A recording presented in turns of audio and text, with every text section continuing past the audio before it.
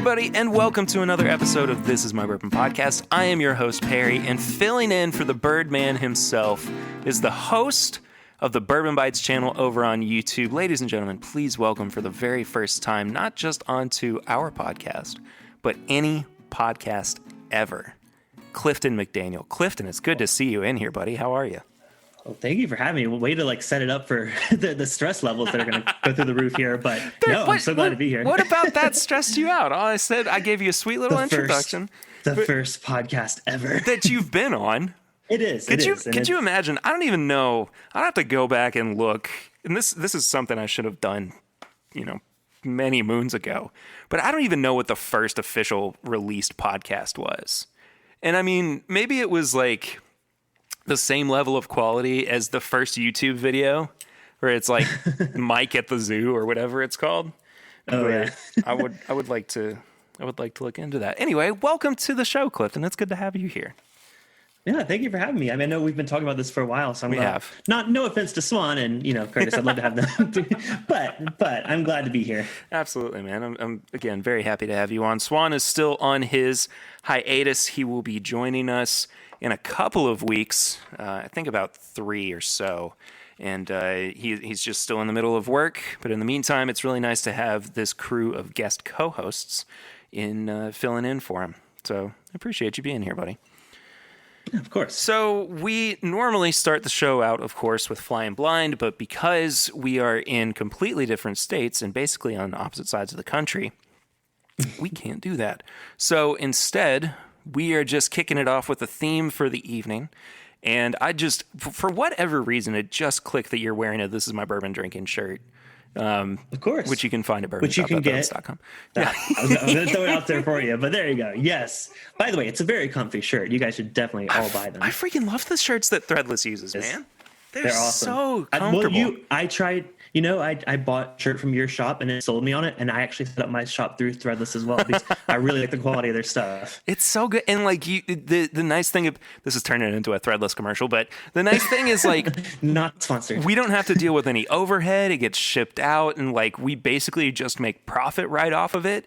So we never have to worry about having overstock or shipping it out ourselves. And the one big drawback is that we can't host outside items on that website. So right. Say, we wanted to put up our own Glencairns, which you can find This Is My Bourbon Drinking Glass Glencairns over at whiskeyambitions.com, courtesy of Chad and Sarah up at Bourbon Night. But if we wanted to host it on our Threadless store, we couldn't actually do that because, they're limited to the products that they offer. But it would be nice to see a rocks glass or something get offered through them. Yeah, all of their accessories are we really random things. We saw there's a skateboard. There's a skateboard. There is a skateboard, which is pretty cool. Somebody buy a freaking This Is My Bourbon Podcast skateboard. I just want to see it. Somebody do an ollie or a kick stand, whatever it is. Flip. Okay, fine, kick flip. You got to play Tony Hawk Pro Skate. I never really did. It wasn't anything that I was super interested in. But I know that was a rite of passage for kids growing up. So yes. I might just have to download a ROM or something so I can experience it. There's a remake. Oh yeah, that's right. There is. Is it on the Switch? I haven't tried it yet, but I don't know which platform it's on, but it looks really good. If it's on Switch, I might have to check it out. Speaking of video games, we normally do what have we been drinking recently at the top of the show. But I wanted to switch it up a little bit and not only ask what you've been drinking, but what you've been playing recently, Clifton. Because Bourbon Bytes is, it's got that little video game twist with it as well. So I figured it was only appropriate for us to talk about some video games up top. Yeah, well, I was planning to save that for my tips and bits, but you know what? We can talk about it here early. So, but other things, come up with other things really quickly for tips and bits. No, well, in terms of drinking, I'll answer the first question. I've been all over the place with what I've been drinking. I mean, like I said, I on the pregame chats, I've been having so guests on my channel that I'm not used to. That's never really been a thing before. So I've been going all over the place from Barrel to Bardstown Bourbon Company to Traverse City. So, and then this past Saturday, I had a flight of Isla whiskeys. So how'd that go? I missed it. It was really interesting. I still fell back on one I knew I loved, and I would hope to find my new favorite Isla distillery. Sure. I'm not going to spoil it, but I kind of stuck to my guns there with what I really liked. There was a surprise though that I didn't realize I liked until that stream. So Sorry, I poured some of the Evan Williams 1783, and it smells just like bourbon flavored water right now. So, yeah. do we say Did we actually say the theme? I don't think we did. We're drinking Heaven Hill products tonight. Yeah, well, I think 1783 is a great one to start with because this was kind of my intro into bourbon. It was the one that was like, hey, this bourbon stuff's not that bad. Sure. So, it's a great one to start with here tonight. I think it might be that I just got done with some Turkey 101. But my nose is not happy about the fact that I cut off so many proof points. And I've done it side by side with the Evan Williams Bottle and Bond because I used to swear by the 1783 being my favorite line in the Evan Williams lineup. But the Bottle and Bond kind of kicks its butt when doing side by side. But this was the first thing I had here tonight, and I don't know, it's kind of doing it for me. It reminded me a lot of what I liked about it to begin with. But it's still oak water, bourbon water. I'll say it drinks much higher proof than it actually is. Oh yeah, what is it? It's like 86. Oh, it's only 86. Yeah. Wow, yeah. I would have guessed 90. Oh, okay. Well, we can talk about that a little bit later. Because there's some news, so might not be known by everybody. It was a very soft launch that we'll get into, and it's just more of like people hunting and finding information. That's interesting. It was a surprise to the both of us. What about what have you been playing recently? So I've actually really been getting into. It's an older game. It's called Evoland. Have you heard of it? I've not. It's basically it came out of like about 7 or 8 years ago. But it's basically a RPG, but the style of it's really cool. It kind of goes through different genres of video games. So you start out with cool. like full on Game Boy graphics, and then it progressively gets like Super Nintendo. It goes up to like PlayStation 1 kind of graphics, and then goes all the way to like modern 3D. It's based off of a lot of the Legend of Zelda games and like Final Fantasy 2. There's some elements there. But it was on sale on Steam, and it comes with the first game and the second game. So I'm excited to get into it and eventually go to the second one, which I've heard is even better. I want to play that so badly. Oh man, it's you would love it. I know that you like the classic style games. I do. Yeah, this one's like right up your alley, and it's a little basic in terms of mechanics or whatever, but it just gives you that all the nostalgia feels. Honestly, more classic controls or basic controls don't bother me. Mm-hmm. I do like when you have something like the Super Mario Bros. U. Or Wii U, or whatever it was called. That adds a couple more, or Super Mario 3D Land, that adds a few more functions to the basic controls. I enjoy that. I mean, but I do still like that there's that core element that is so comfortable and familiar. But at the same time, I have, and it's the same with anything, I have gotten to the point where I feel a lot more used to modern control systems, right.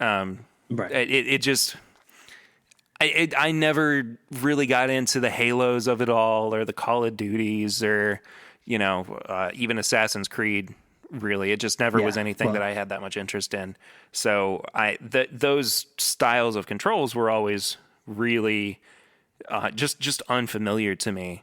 So once I got dropped into kind of this generation of video gaming, I had to learn how to adjust, and I feel like I did at least decently with it. I'm not going to competitions or anything. No, never. I mean I'm right there with you. I think I am even drawn towards even modern releases now that kind of follow that style of the older games. I mean, you try playing Halo with one arm. That's pretty difficult. Well, I'm not very good at the first person. I'll be honest with you, Clifton. Even with two arms, I mean, it's not the easiest thing in the world. But yeah, so when I was younger, I kind of gravitated away from those because it got so difficult. I mean, especially when those were first coming out, like the controls were wonky. Yeah. I mean, we even talk about the early Mario like 3D games. Like, man, Mario 64 is so it is such a mess to play. It is rough, man. It is. Yes. I'm when the Super Mario 3D All Stars came out on the Switch, I was so hyped about it, and not just because I got to play Mario Galaxy for the first time in probably 15 years. But just the fact that, gosh, has it been 15? It probably has been about 15 years. but just the fact that I could go back and play Mario 64 all the way through, because I never really got the chance to do much of that. But then also Mario Sunshine, Right. which is a different beast in and of itself, and it gives me a headache just thinking about it. But I'll go ahead and do some of what I've been playing. I've been finishing up Mario Odyssey, which still I think is my favorite Mario game of all time. Of all time. Yeah. See, I would definitely say it's my favorite of the 3D ones. I'm still nostalgic about the 2D platformers. Okay, I mean that is fair.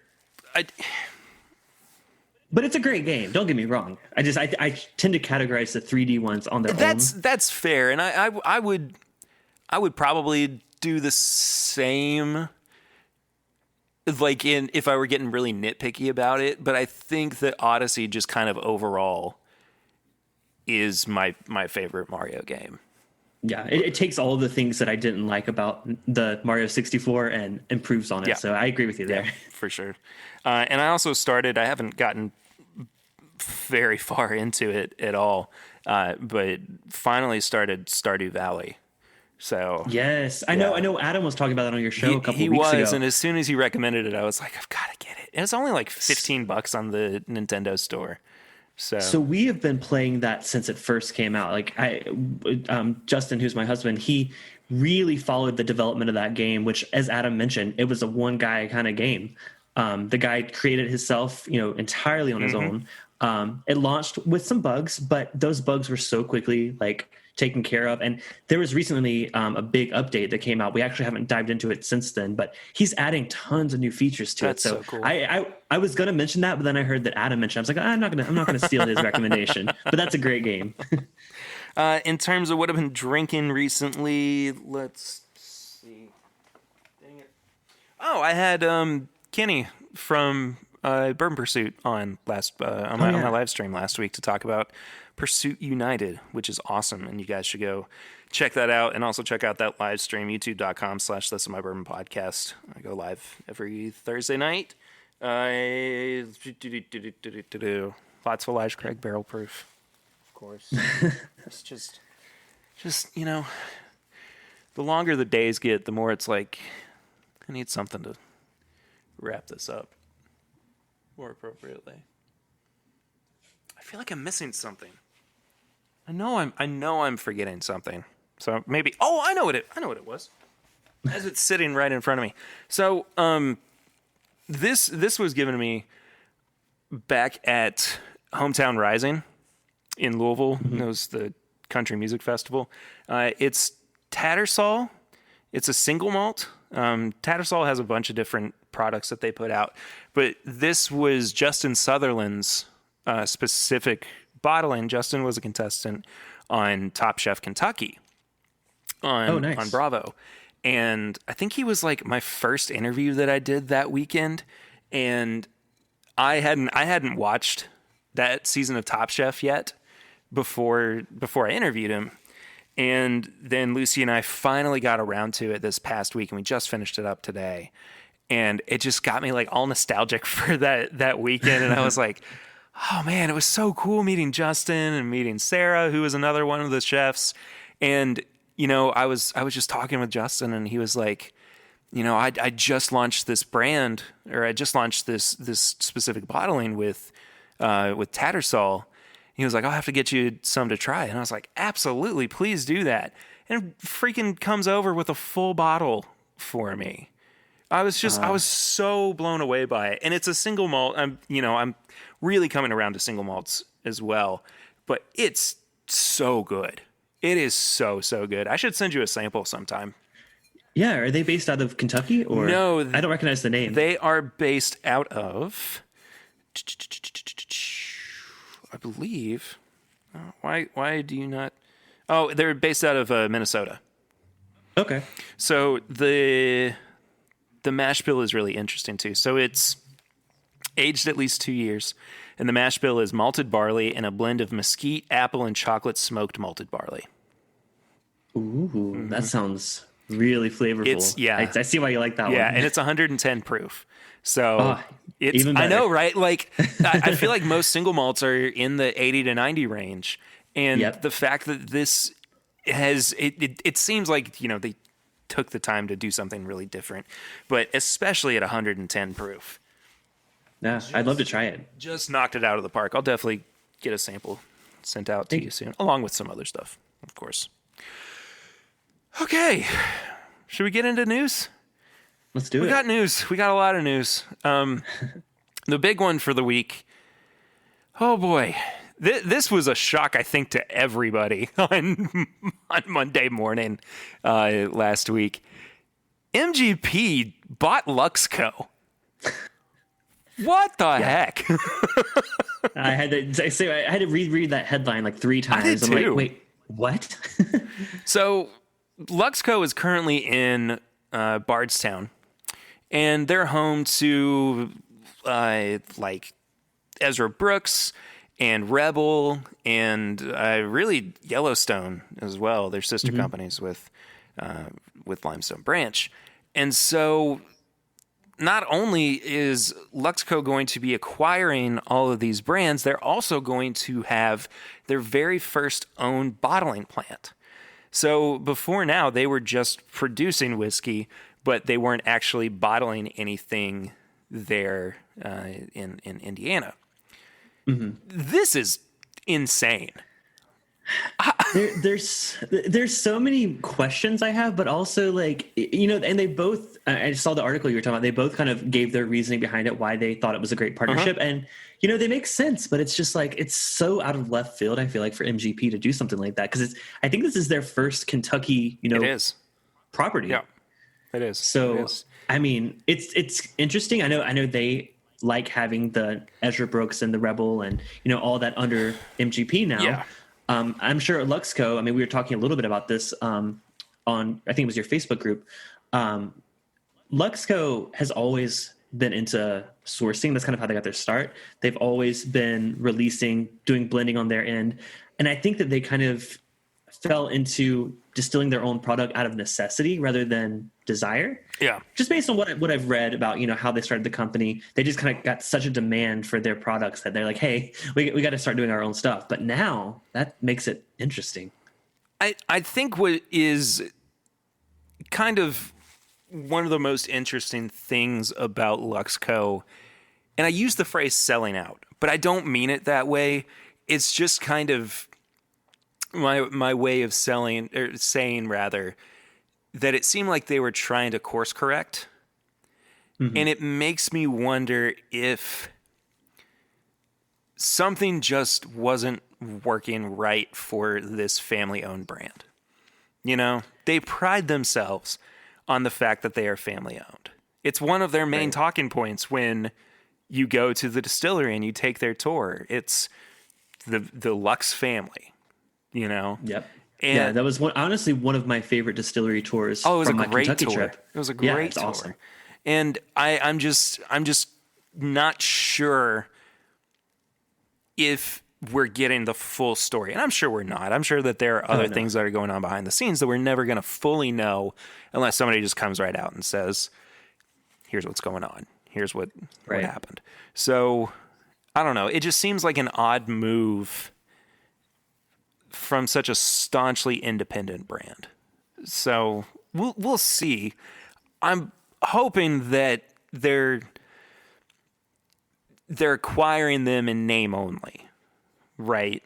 And my hope is that, because I do like a fair bit of the products that are coming out of Luxco.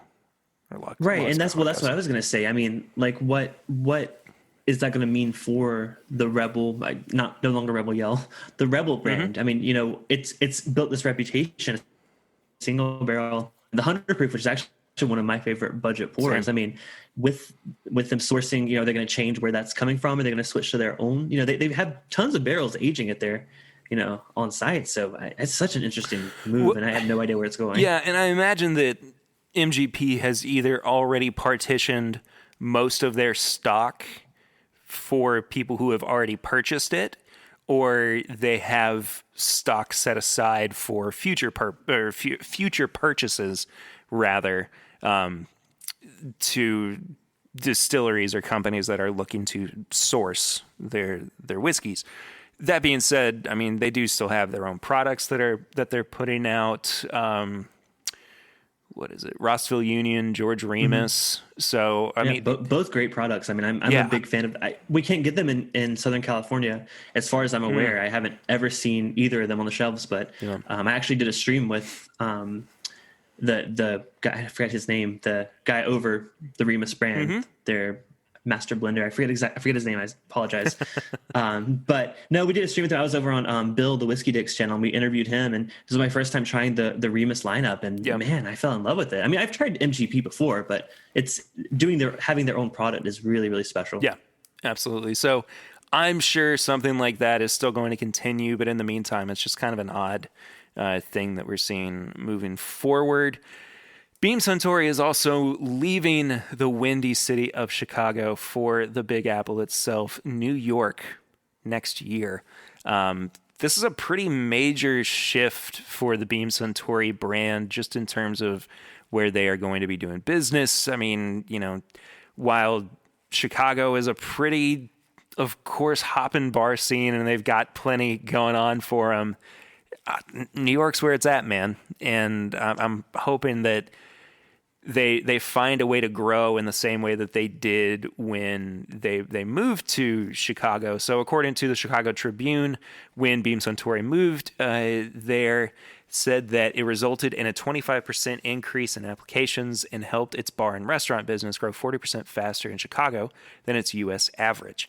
So this kind of seems to me that we could be seeing a shift for them, at least in terms of where they want to focus the growth of the bar scene in the United States. But at the same time, I mean, New York's doing pretty good by themselves.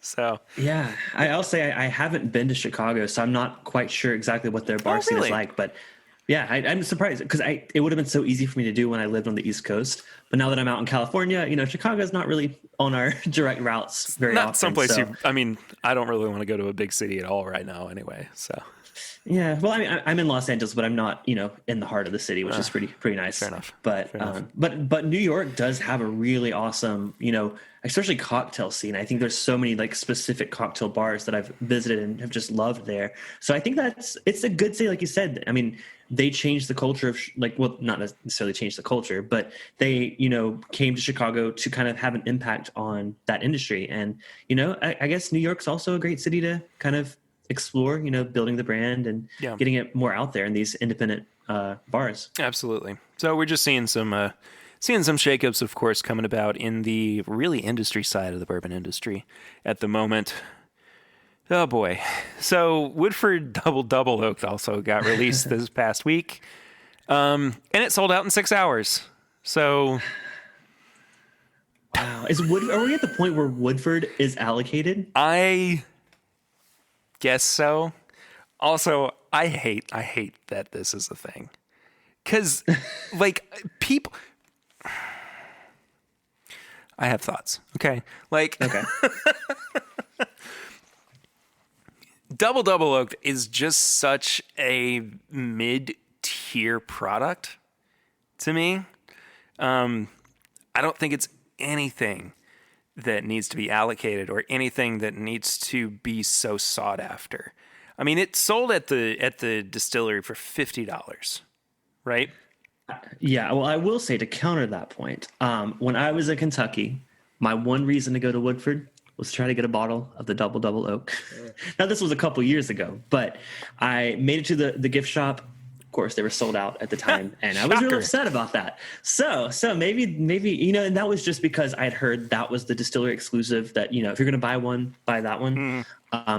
So I actually haven't tried that yet. Is it anywhere as good as people are lining up and selling out in what, 7 hours you said? 6 hours. 6 hours. Yeah. Wow. No.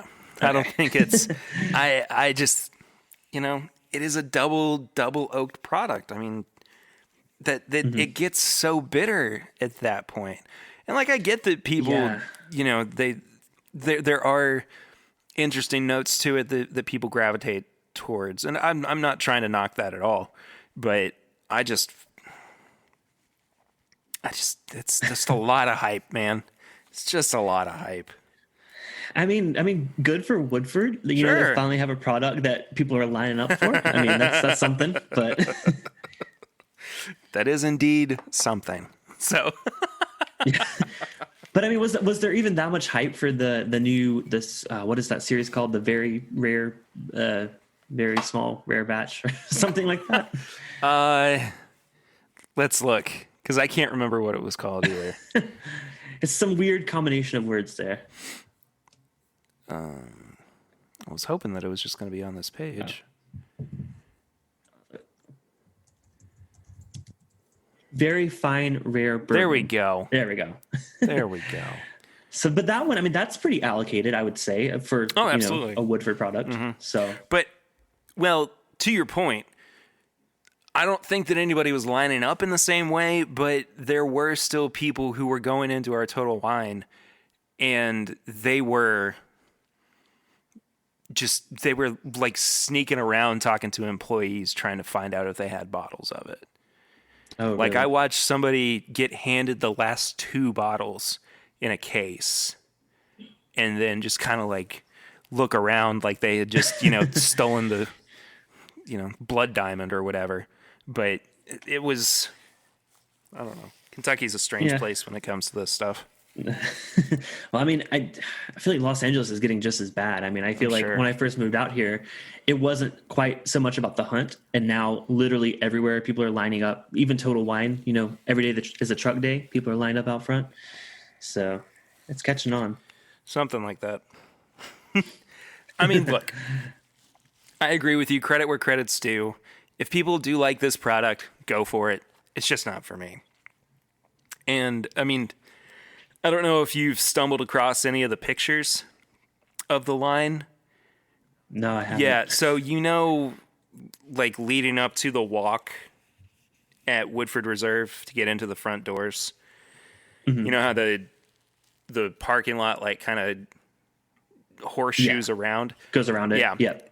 People were lined up all the way down past the parking lot towards like the lower part of the distillery. Oh, but isn't this something that's normally just sitting in the gift shop? I mean, I guess I'm just confused. How is this any different than when it's normally there? I don't know, Clifton. It's not. It just caught on, and then now everyone wants I think it's the same thing that essentially it's the Pappy effect.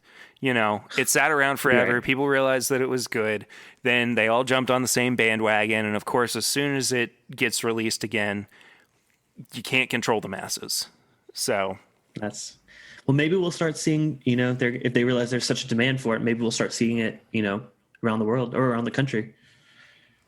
Maybe. Or they're just going to keep people lining up. I legitimately don't know, because like, I don't know. Here's my thing, my other thing, I guess.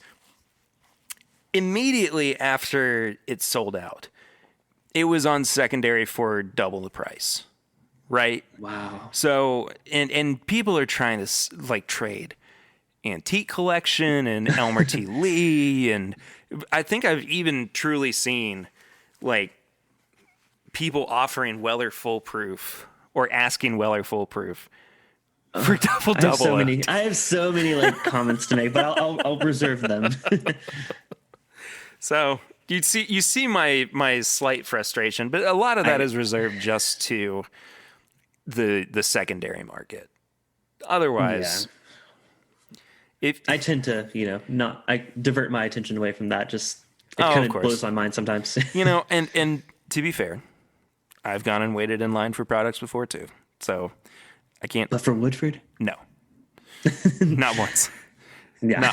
Not once, not ever. So, whatever. I don't want to yuck anybody's yum. Exactly. So we are drinking just Heaven Hill products tonight, and we do have a bit of Heaven Hill news. And we were talking about this earlier on in the episode, and I don't think that anybody's really noticed this or brought it up. But Evan Williams Or announced. 1783, yeah, or it's not been announced at all. Evan Williams 1783 is getting a complete overhaul. First off, wow. Second of all, much long needed, It I will looks say. so good. Yes. It looks great. And I mean, I didn't totally hate the squatty bottle, you know? Oh, man, it's pretty bad, man. It I'm looking is. at it right It now. is. But I don't know. I've got like there's some kind of like affection that I have for it where it just is almost like one of the last remaining relics of old branding. You know? You could say that. I mean, I've always appreciated how quote unquote ugly it is because I feel like it kind of got not noticed, and that means it was always on the shelves. To me, the bottle just kind of looked like a liqueur kind of bottle, like just you know, this could be, you know, a triple sec or something. I don't know. I mean, it's the same shape as the Henry McKenna bottle. That's the point. What do you mean a No, point? it's a good point. It's not a point. It's like true. You know, it's not just the shape. It's not just the shape, but like the there's just like such a bland label. No, I don't know. Yeah, no, I don't disagree with you on that. I'm just saying like the bottle shape itself is not. I don't mind the bottle shape. That's a good point. But the new one though, the new one is sexy. pretty sexy. Yeah. But it's also 90 proof, and I don't know if there was any kind of estimation on age. I don't think that I had never seen anything about that. I'd always assumed. I honestly wouldn't have assumed it was as old as it is now. No, me neither. But apparently, according to the Heaven Hill website, it's 6 to 8 years old. I mean, and that's got to be significantly older than the Bottle and Bond, I would guess. I mean, let's look. Though. I guess I just always assumed it was so much younger just because it's such an affordable bottle. It says Evan Williams Bottle and Bond is 4 years old. Wow. So okay. I'm curious though what the 86 proof Evan Williams is. Yeah, that's a good point because I would not guess that it's 6 to 8. Wow. The black label Evan Williams is 4 to 5 years old. So they're literally almost doubling the age there. Just about. Now, what does that mean for price? That's, you know, next concern. Well, you bring up a good point because this has always been a very affordable product. Sorry, I read the word enjoy and that's what I decided was going to come out of my mouth. But it has been a very affordable product for a very long time.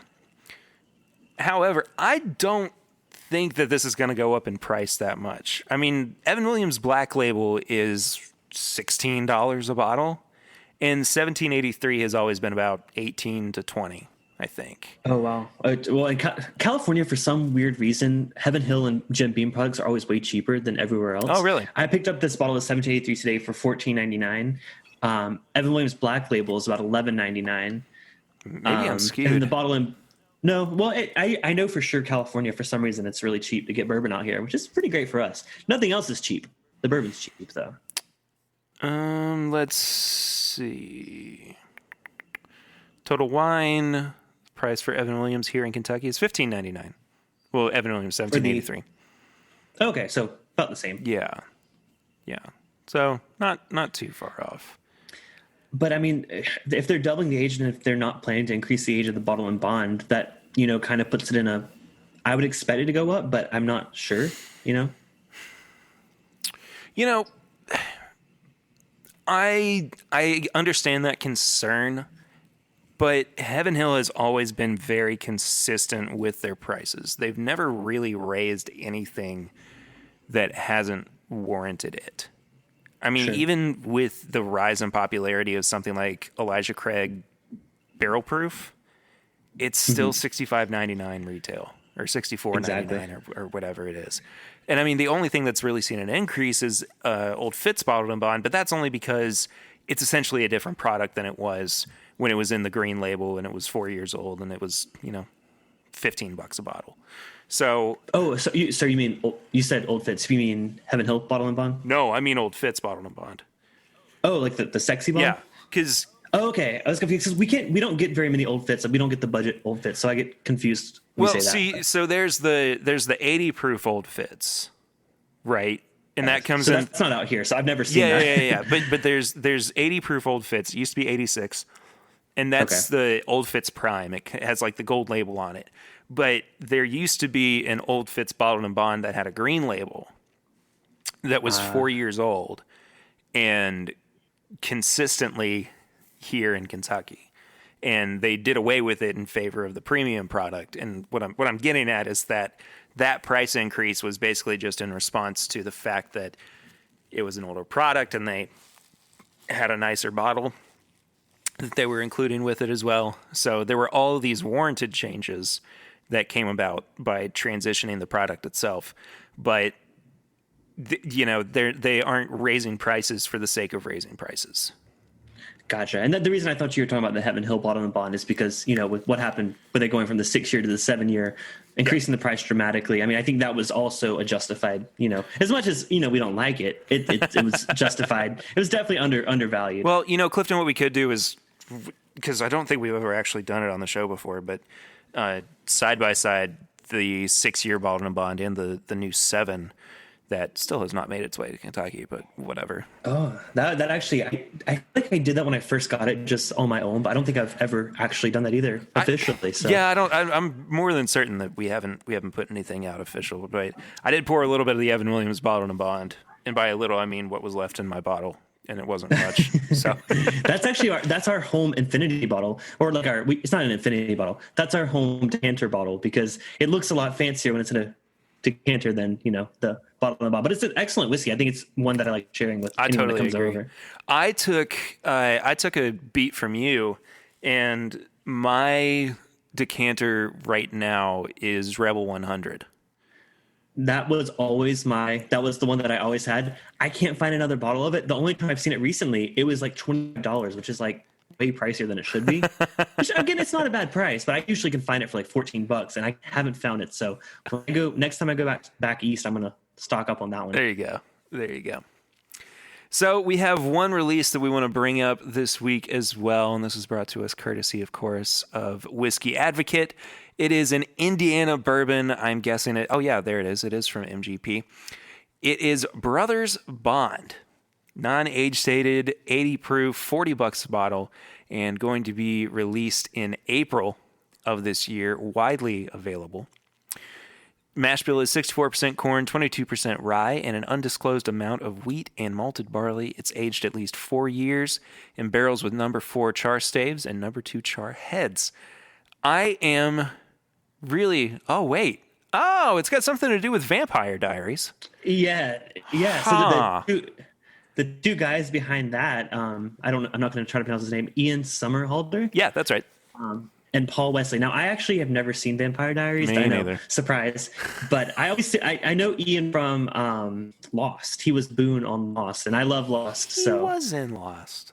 Yeah, that was probably early in his career, that. but yeah. So that's where I know them. I know Vampire Diaries has a huge following. Oh yeah. Must have missed that. I missed that train. And what was that? When did that come out? We were in high school.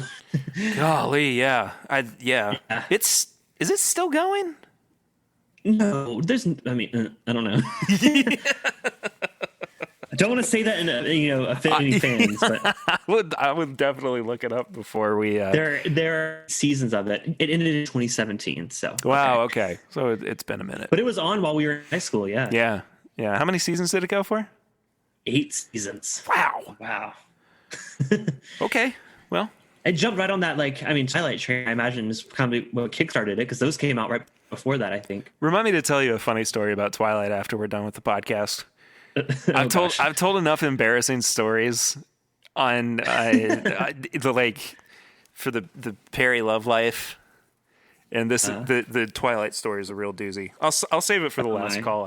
Actually, sounds good. I also have a Twilight story. So great. So there we go. That's gonna be our last call over on Patreon. Fantastic. Sounds good. Anyway, yeah, interesting, cool. I mean, maybe I'm sure people are gonna buy this as a as a collector's item. I took a look at their branding. The Brothers Bond website has some of their merch available. They got a pretty solid logo. I kind of like the look of it. I mean, it's it definitely doesn't make you think this is the Vampire Diaries whiskey. I don't think it screams that. I mean, price point $40 for a year. 80 proof. That's the only thing that kind of But again, I think it's kind of a marketing thing. Sure, it'll sell out instantly. People will probably line around it like Woodford. Yeah, but fans of the series, nobody's going to line up for anything like they do Woodford Double Oaked. And that's just unheard of. So there are some TTB labels. There's actually quite a few this week that I've got some feelings and some thoughts, especially this last one on here. High West has a new Rendezvous Rye that is going to be a limited supply. It's going to be 92 proof. The label is just gorgeous. It's like a Picasso style painting. It might actually be Picasso now that I look at it. Well, I mean, it looks so different. I mean, I think I'm a big fan of like High West, particularly their single barrel selects. Have they ever done that with Rendezvous Rye line? I know they do it with their double rye. I don't know. So actually, it does say on the back label, artwork by Ed Mell, Mell. Okay. So yeah. It looks really nice. I mean, it really does. I mean, I'm just imagining their bottles themselves are works of art anyways. Oh, absolutely. I love those bottles. This is going to look. This specifically says limited supply. So, do you think they're going direction like kind of like the Burai kind of situation? Well, I imagine it'll either be that or it's only going to be available at the distillery.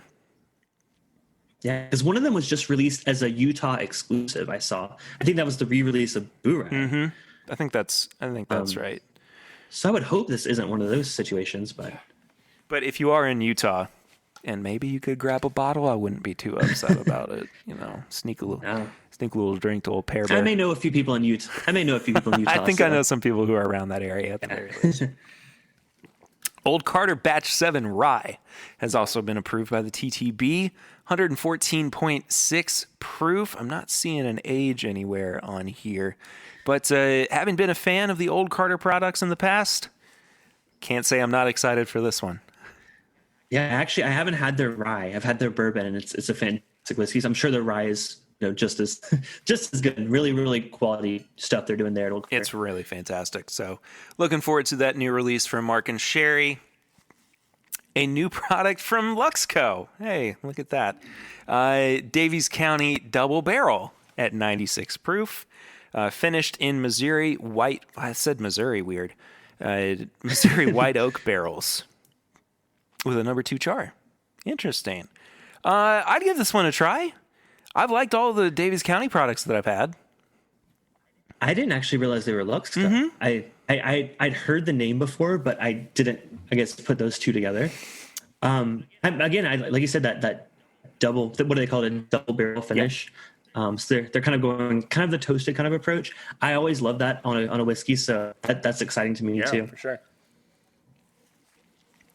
Sorry, I had to have a sip of Evan Williams Bottled and Bond. It's so good.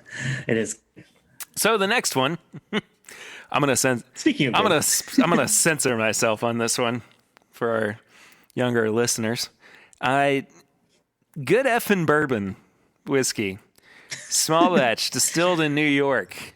Guessing it's not straight. 80 proof in a liter bottle. Oh man, from Adiron. You got that back label. Adiron Distilling Company. The back label is something else. Let me tell you. If you're going to call something good effing bourbon, it better be good effing bourbon. Flavor and smoothness like this takes time, lots of time, so we didn't rush it. Years in the making and taste tested every step of the way from barrel selection to resting. One sip is all you'll need to know. This is good effing bourbon. Ultra smooth for drinking neat on the rocks or as the star ingredient of a good effing Manhattan. The fact that they use the word smooth twice on that kind of concerned me. I'm uncomfortable and I need an adult. So it's Adirondack. You said Adiron. It's Adirondack. Oh, excuse me. Yeah. I don't know why I said it that way. Adirondack Distilling Company. It's spelled like it. Yeah. Anyway, this is really interesting. I can't believe this made it past the TTB. I mean, they're not lying. All they're saying is it's good. Yeah, but I don't know if that's allowed to be used. That kind of language is allowed to be used Yeah, that's kind of a weird, on the shelves. Like, are they going to put a sticker over it to censor it? Like, I would love to see that actually. That would crack me up to see liquor stores censoring this brand. Look, man, I'm just gonna come out and say it. I want to try it. Like, if they're gonna put this kind of confidence into their product, I'm here for it. Just like the sheer verbose, over the top claim. It has that appeal of like the same reason we're drawn to things like American Riviera, or is it Redneck Riviera? Yeah. We're just drawn to them because America bourbon. Like, you're just drawn to it because, like, what is this? Like, who is the target audience of this? I mean, it's really not me. It is by no means me. But same. I have to know. I have to know. The curiosity is getting the better of me in this case. So. Yeah, I'm imagining someone walking into the liquor store and they're not knowing about bourbon, and they're like, what? I just want a good effing bourbon. They're gonna see that label. You know what? Found it. Going home. What I would like to see is a review of it, but every time that somebody says the F word in it, there's the censor, like the SpongeBob episode with the whale. SpongeBob. I knew you were gonna say the SpongeBob with the dolphin noise, because that would be hilarious. Yes. Oh, Clifton, you just get me sometimes. That's fantastic. I do. That's fantastic. There is also going to be a new Orphan Barrel release, Copper Tongue. It's a 16-year-old cask strength. Wait, really? You're seeing the I don't know why I didn't catch that earlier. Is it? There's no way it's cask. Is it a placeholder? It's gotta be. Could it be? It's gotta be. Okay. There's no way it's not, but it's Dickel juice. Hooray! But talk about good looking labels. Oh, it's gorgeous. Going back to the Rendezvous Rye. This is awesome. I mean, this gives me I'm familiar with Compass Box. A lot of their labels, they go all out with art style, and this is giving me like Compass Box. What was vibes. the Scotch that just came out from Orphan Barrel? Oh, I know which one you're talking about. It's like Paddywhacker or something ridiculous like that. I can't remember the name of it legitimately, but it was. Oh, is it a cat? No, it's a pig on the front. What is it? Muckety Muck. See, I wasn't that far up Muckety from Muck. how dumb the name is. Paddywhacker, Muckety Muck. There we go. I dig it though. I think that's what's going to draw me to that. It looks cool, man. It looks cool. There's no way that it's not going to be less than $200 though. And that's the thing. Like you said, 16-year Dickel juice. Now I have to grow a little more fond of Dickel after trying, this past year's 11-year Bottle and Bond. It's actually, pretty good. But, paying $200+ 16-year though. I mean, there's some age there, but I think this is the point where we can finally say that the brand Orphan Barrel doesn't mean anything anymore. Like, I think at first we probably could have given them a pass, and I think we very well did, but now I can't. They're all over the place. It is. And if this is a barrel of Dickel that just sat at the Stitzel Weller distillery for 16 years, there's no way. Yeah. Don't they put that on all? Don't they all just say that, this has been aging at the Stitzel Weller warehouse? Well, I don't know if it says that's where. No, because doesn't it actually say? I'm trying to zoom in because the other ones do say that, like their other releases.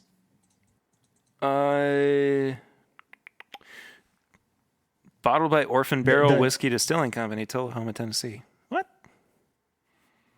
The Copper Tongue is the one you're looking at. Yeah. Hand bottled with pride in Tullahoma. Cascade Hollow Distillery. That's Dickel, isn't it? Is that a name for Dickel? I'm pretty sure that's Dickel.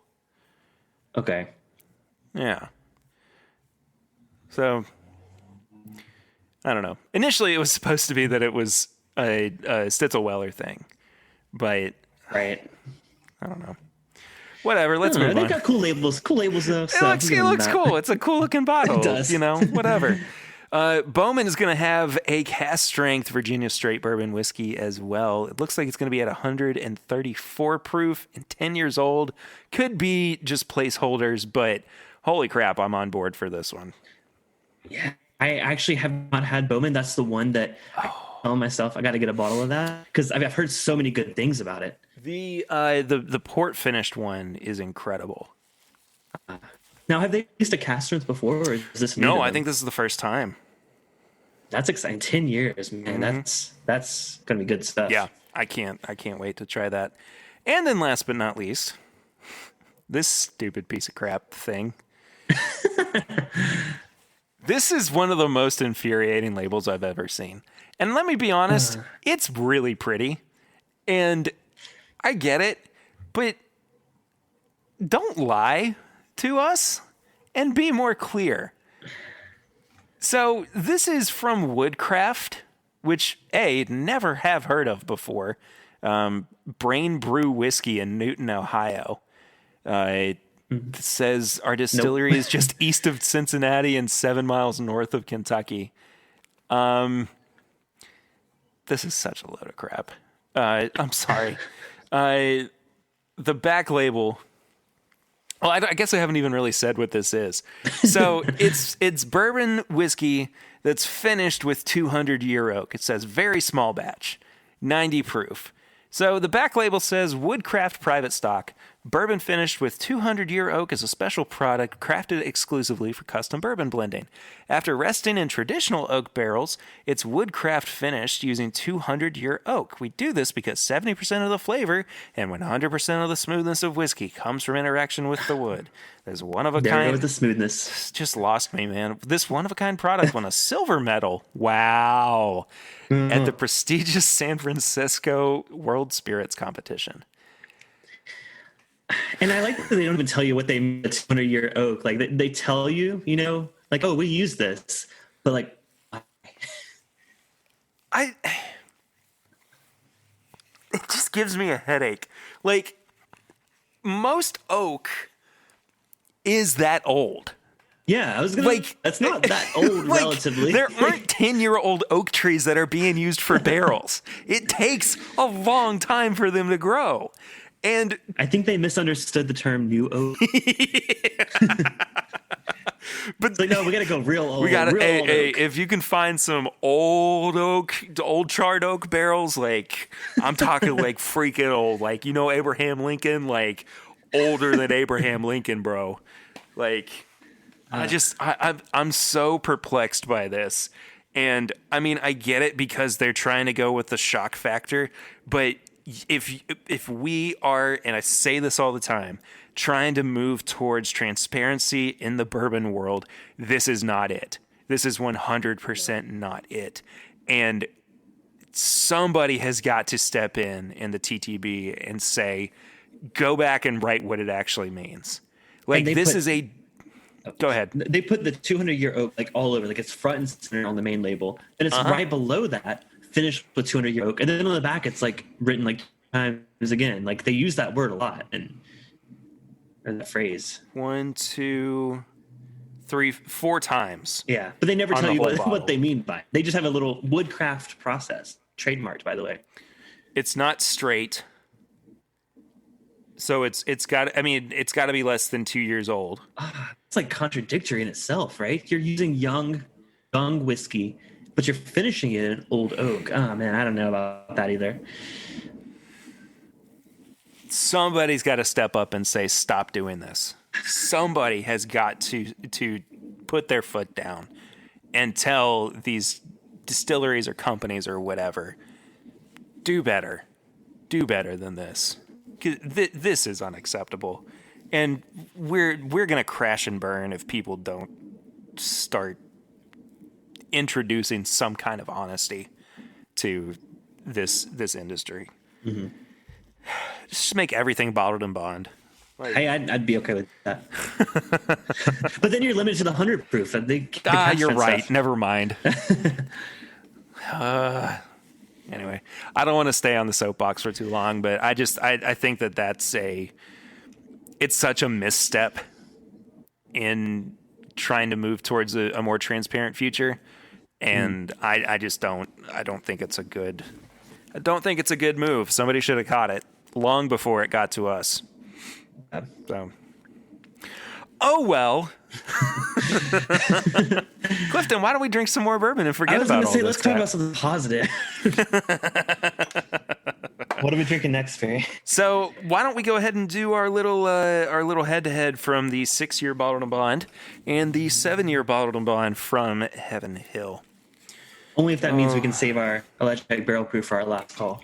Last call is definitely going to be Elijah Craig barrel proof C918. That was my plan that I was developing as we were discussing what the future was going to hold for us. So famously, or I guess infamously, of course, Heaven Hill had this wonderful $12 bottle of 6-year-old bottled and bond bourbon available in Kentucky only. And it was incredible. It was a steal. And they did away with it. And now we have this 7-year product, which, fine. But it was like a 300% price increase. Oh, yeah. You know. I mean, what is it now? Like $40?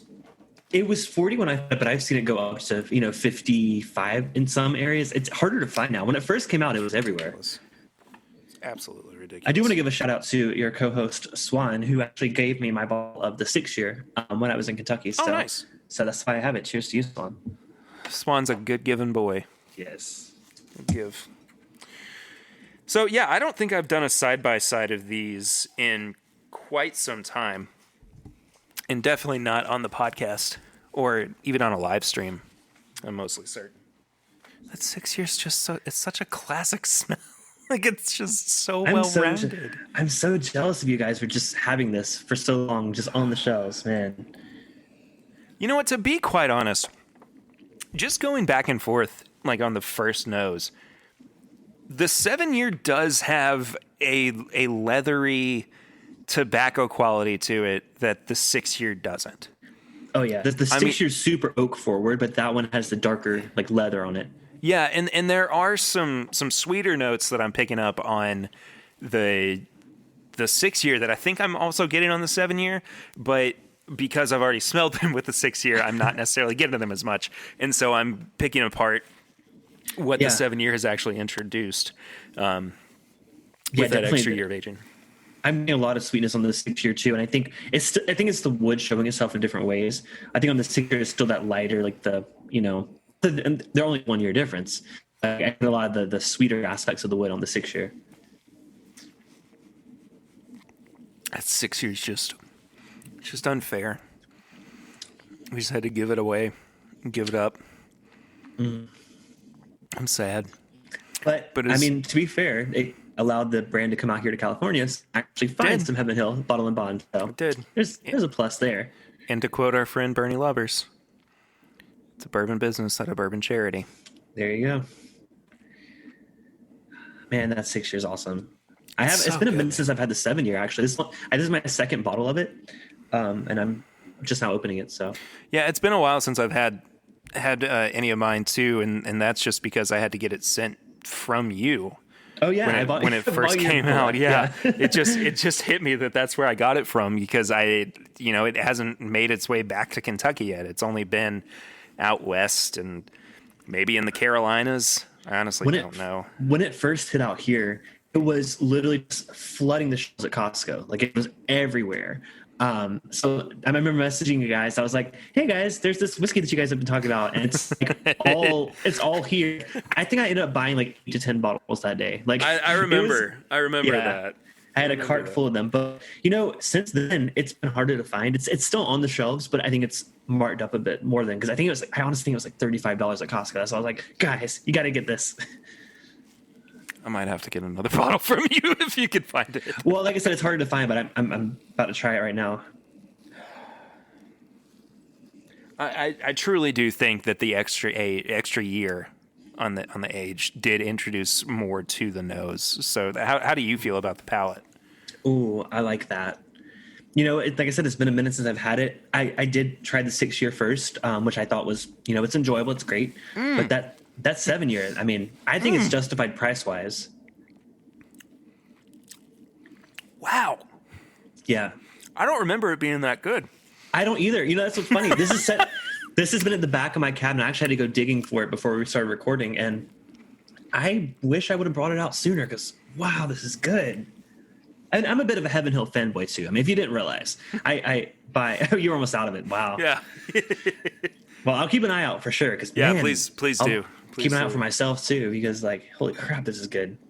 Man, I've just totally slept on this one for a while. And I've been buying I'm still sticking in the family with Heaven Hill. I've been buying a bunch of Elijah Craig store picks. But why haven't I been buying those when this exists? Don't get me wrong, store picks are great, but I do love Elijah Craig store picks. Yeah.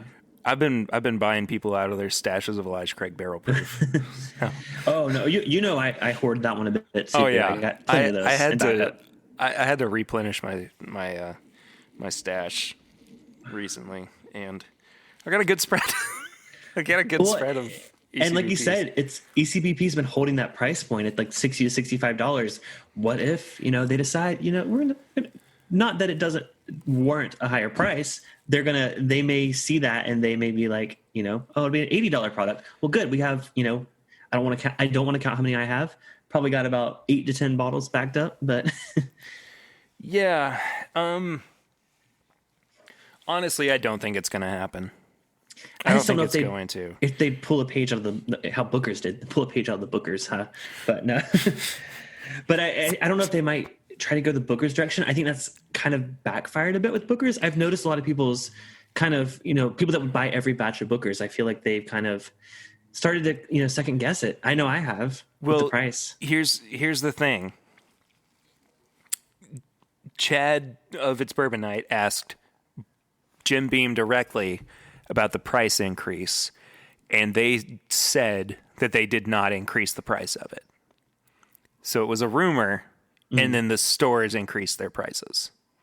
Gotcha. Yeah, I mean, so again, it's not actually something that happened with Jim Beam.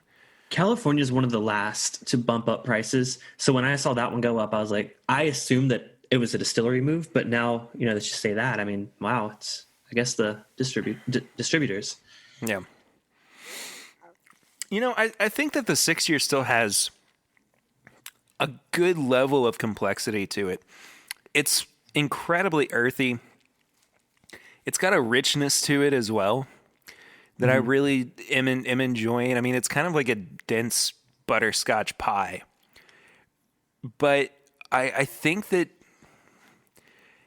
if we're going just at face value, I think that the 7 years is just a better product. I mean, like just ever so slightly. Mm-hmm. But it's you had just had the Evan Williams bottle in bond. So going from that moving to the 6 year, how does that compare? No competition. The 6 year is far superior to the Evan Williams bottled in bond. Well, maybe that's a good look for the small batch 1783. Maybe that extra age. Could be. Could be. It just sounds to me like we're going to have to drink some more Heaven Hill to make some more decisions. That's always the best decisions are made when you're drinking Heaven Hill. What a shame. What an absolute don't shame. Don't use that tagline, Heaven Hill, please. Yeah, please the best don't. decisions are made when drinking. No.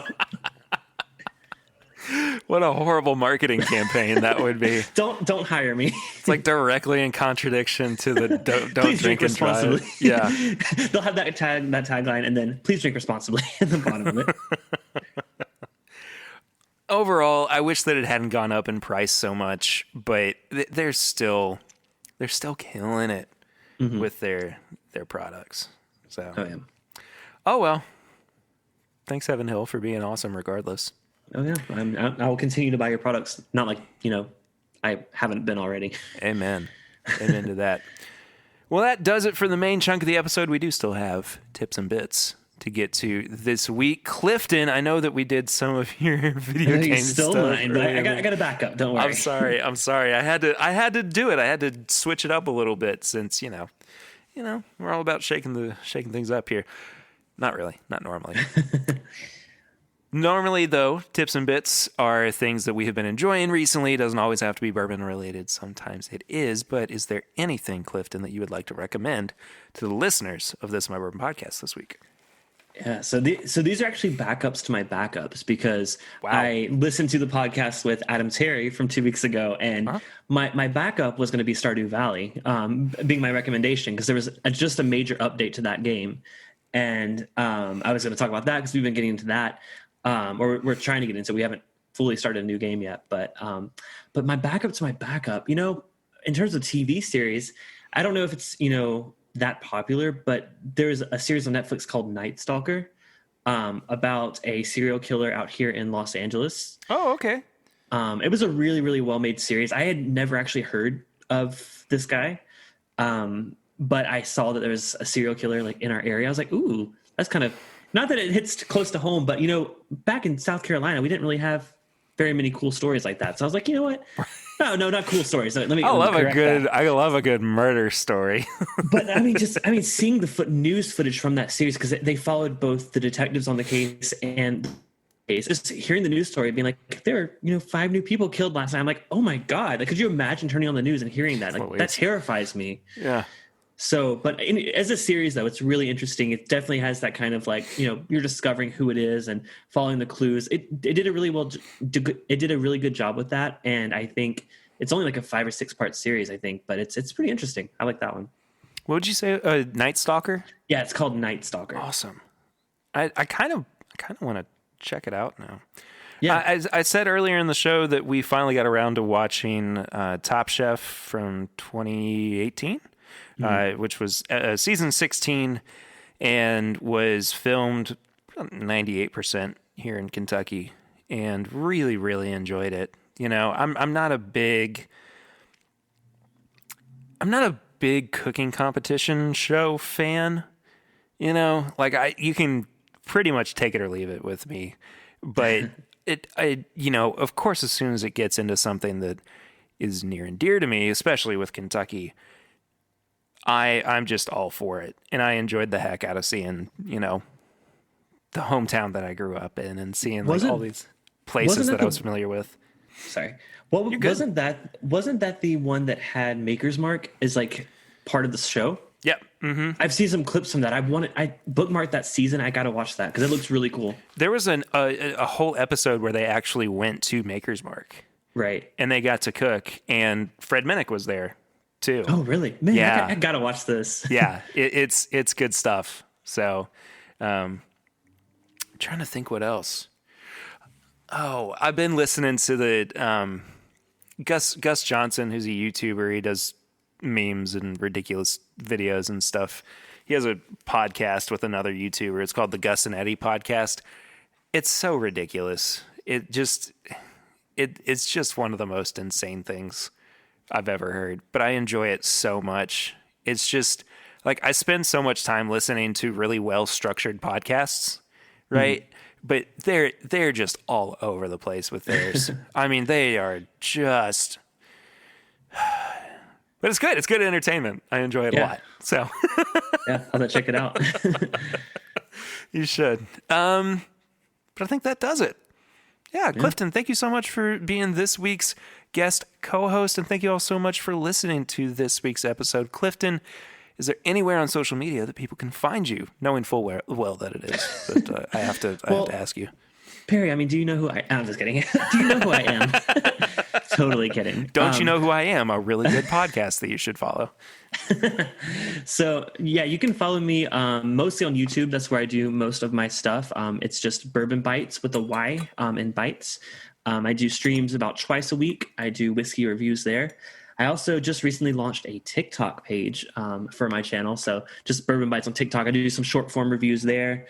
Other than that, yeah, you can follow. We have a Discord server, which is what I call the Whiskey and Gaming Lounge. You can find that at bourbonbytes.com. Really cool community there. A lot of people that are also part of Perry's community are also there. So I feel like we've always kind of supported each other with our community. They're kind of there for both of us, which is awesome. We really have. It's really funny that, you know, there's always been that crossover between the two of us, and it's nice to see that. You know, for sure. Anytime you and I get to collaborate is always a really fun time. So some of our gaming streams together have been hilarious. We got to do more of those. That's one way to put it, my friend. Well, hilarious. Hilarious for people who are not named Perry Ritter. But what is it? Super Mario World 1 Level 2? Right? Yep. Mm-hmm. Yeah, that was y'all have to watch his streams to yeah, go watch that, whatever. Yeah, anyway, so you can find me personally at pritter1492 on all social media channels. You can find the show itself at My Bourbon Pod on Instagram, Facebook, and Twitter. You can leave us a 5-star rating and review on the iTunes podcast app. and we'll read it out here on the show. If you do such a thing, it is really, really helpful for us for going up in the iTunes charts. There was a while back recently, I don't know if I mentioned this on the main episode, but we were number 5 in the arts category in Mexico towards the end of last year. Like, I don't know. I don't know why. They're jealous of all the bourbon we can get up here. I guess so. There's a whiskey YouTuber, Shayla, Whiskey Central. She, for a while, she was based in Mexico. So maybe she's listening in all the time on loop. Could be. Could be. So if you do that, it is a really good way for us to get more exposure. If people go to the podcast app and they just search for bourbon, we pop up pretty high in there. I think we're like number 6 in there. So we got to beat those guys over at Dad's Drinking Bourbon in the podcast, Bourbon Pursuit. We're coming for you, Kenny and Ryan. We're really not. It's a really fun community, and I enjoy the fact that we all get to support each other.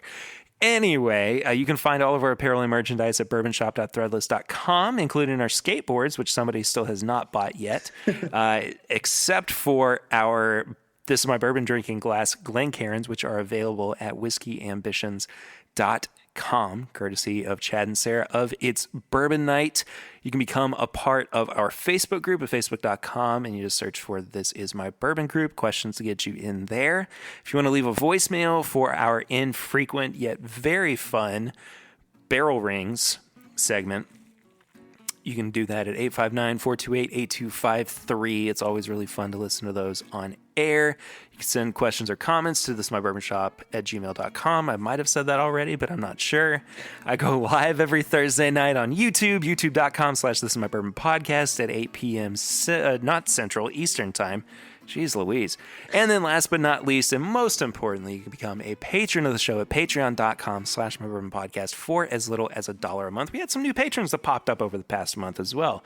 I'll give you guys a quick little shout out because I do appreciate you guys so much. Blake Upchurch, Jason Newman, a returning patron, Matt Aboud, and Michael Beaver. Thank you all so much for hopping on the Patreon. Every dollar that you guys donate every single month helps us so much. We really do appreciate it.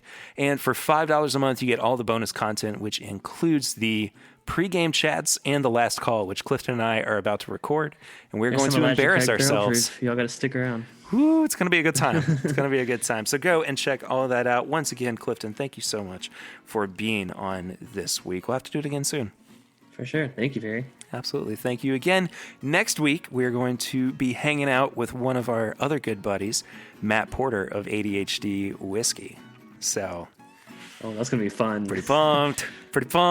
So tune in for that. We will see you all next week. But until then, I'm Perry, and this is My Bourbon Podcast.